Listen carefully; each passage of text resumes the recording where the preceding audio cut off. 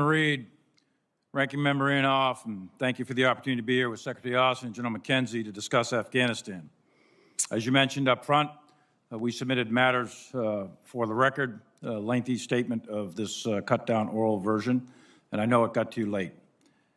During the past 20 years, the men and women of the United States military, along with our allies and partners, fought the Taliban, brought Osama bin Laden to justice, denied al-Qaeda sanctuary, and protected our homeland for 2 consecutive decades.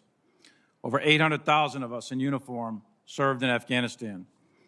Most importantly, 2,461 of us gave the ultimate sacrifice, while 20,698 of us were wounded in action, and countless others of us suffer the invisible wounds of war. There's no doubt in my mind that our efforts prevented an attack on the homeland from Afghanistan, which was our core original mission. And everyone who served in that war should be proud. Your service mattered.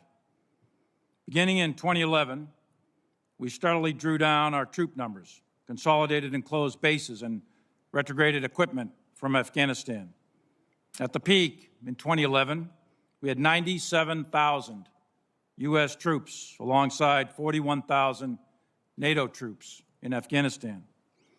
10 years later, when Ambassador Khalilzad signed the Doha Agreement with Mullah Baradar on 29 February 2020, the United States had 12,600 U.S. troops with 8,000 NATO and 10,500 contractors. This has been a 10-year multi-administration drawdown, not a 19-month or 19-day NEO.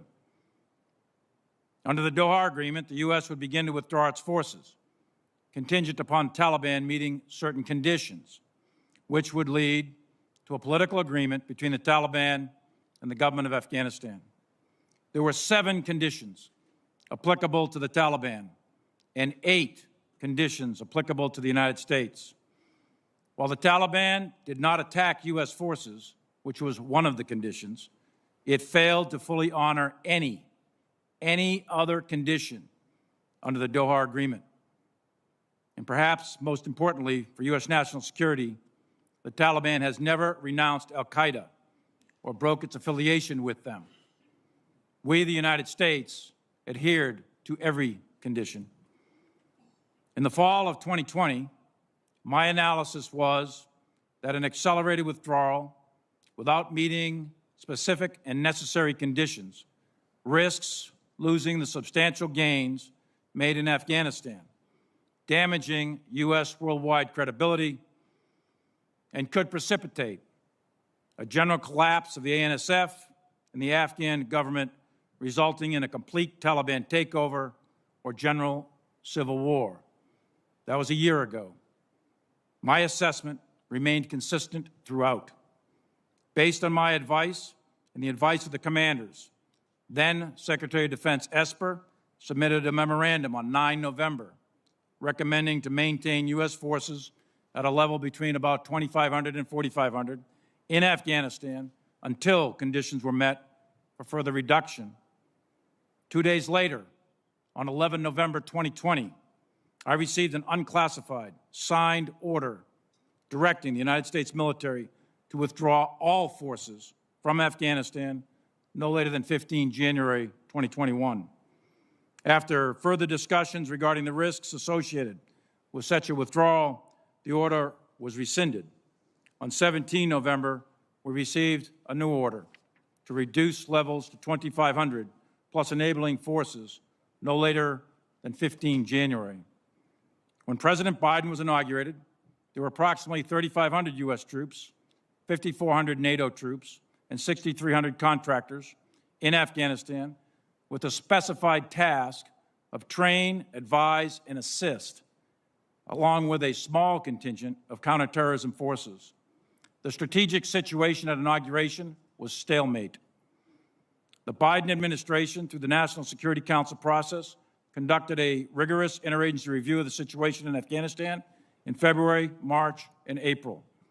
During this process, the views of the Joint Chiefs of Staff, all of us, the CENTCOM commander, General McKenzie, the U.S. 4A commander, General Miller, and myself were all given serious consideration by the administration. We provided a broad range of options in our assessment of their potential outcomes. The cost, benefit, risk to force, and risk to mission were evaluated against the national security objectives of the United States.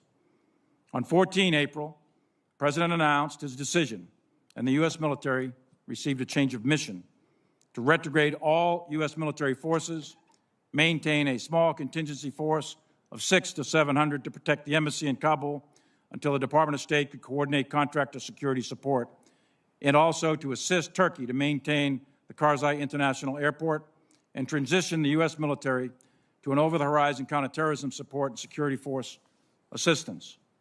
It is clear, it is obvious, the war in Afghanistan did not end on the terms we wanted, with the Taliban now in power in Kabul. Although the NEO was unprecedented and is the largest air evacuation in history, evacuating 124,000 people, it came at an incredible cost of 11 Marines, 1 soldier, and a Navy corpsman. Those 13 gave their lives so that people they never met will have an opportunity to live in freedom. And we must remember that the Taliban was and remains a terrorist organization, and they still have not broken ties with al-Qaeda. I have no illusions who we are dealing with. It remains to be seen whether or not the Taliban can consolidate power or if the country will further fracture into civil war. But we must continue to protect the United States of America and its people from terrorist attacks coming from Afghanistan. A reconstituted al-Qaeda or ISIS with aspirations to attack the United States is a very real possibility. And those conditions, to include activity in ungoverned spaces, could present themselves in the next 12 to 36 months. That mission will be much harder now, but not impossible, and we will continue to protect the American people. Strategic decisions have strategic consequences. Over the course of 4 presidents, 12 secretaries of defense, 7 chairmen, 10 CENTCOM commanders, 20 commanders in Afghanistan, hundreds of congressional delegation visits, and 20 years of congressional oversight, there are many lessons to be learned. 2, specific to the military that we need to take a look at, and we will, is did we mirror image the development of the Afghan National Army? And the second is the rapid collapse, unprecedented rapid collapse of the Afghan military in only 11 days in August. However, one lesson must never be forgotten. Every soldier, sailor, airman, and Marine who served there in Afghanistan for 20 consecutive years protected our country from attack by terrorists. And for that, they should be forever proud, and we should be forever grateful. Thank you, Chairman. And if I could, I know that there's some issues in the media that are of deep concern to many members on the committee. And with your permission, I'd like to address those for a minute or two. Again, I've submitted memoranda for the committee to take a look at. You may proceed. Mr. Chairman, I've served this nation for 42 years. I've spent years in combat, and I've buried a lot of my troops who died while defending this country. My loyalty to this nation, its people, and the Constitution hasn't changed and will never change as long as I have a breath to give. My loyalty is absolute, and I will not turn my back on the fallen. With respect to the Chinese calls, I routinely communicated with my counterpart, General Lee, with the knowledge and coordination of civilian oversight. I am specifically directed to communicate with the Chinese by Department of Defense guidance, the policy dialogue system. These military-to-military communications at the highest level are critical to the security of the United States in order to deconflict military actions, manage crisis, and prevent war between great powers that are armed with the world's most deadliest weapons.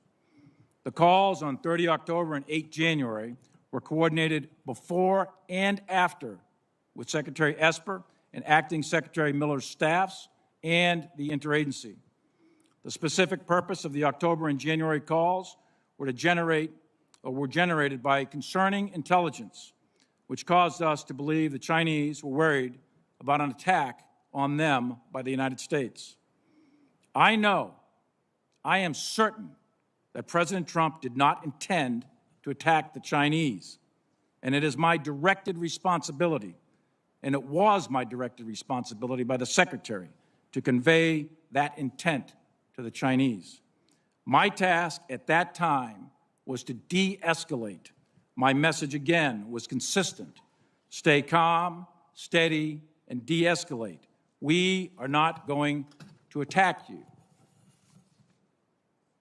At Secretary of Defense Esper's direction, I made a call to General Lee on 30 October.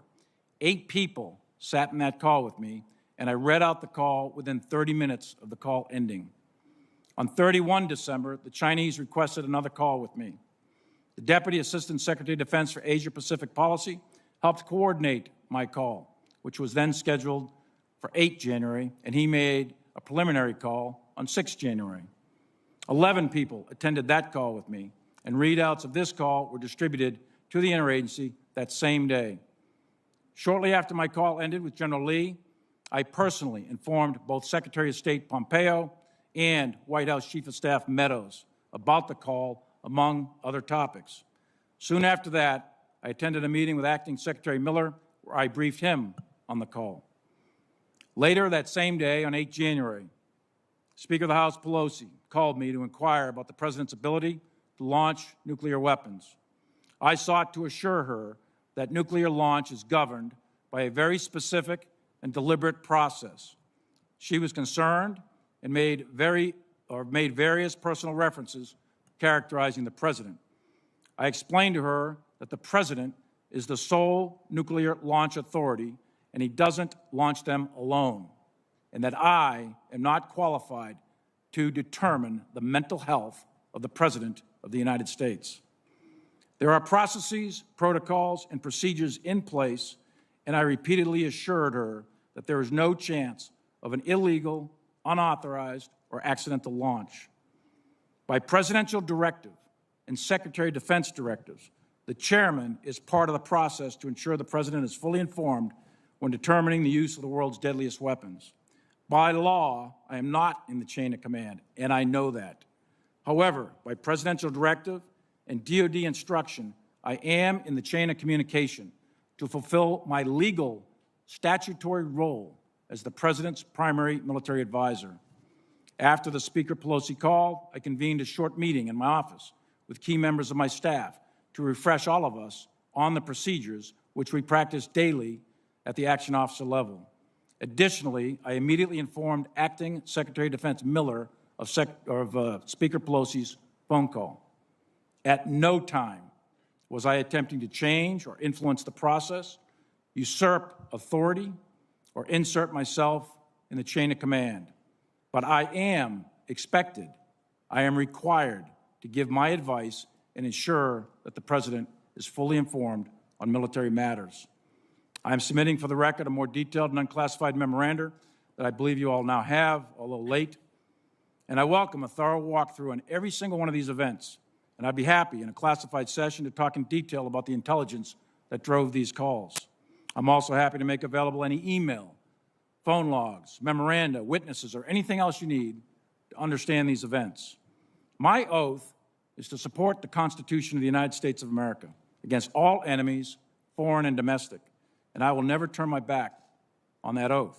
I firmly believe in civilian control of the military as a bedrock principle essential to the health of this republic, and I'm committed to ensuring that the military stays clear of domestic politics. I look forward to your questions, and thank you, Chairman, for the extra time.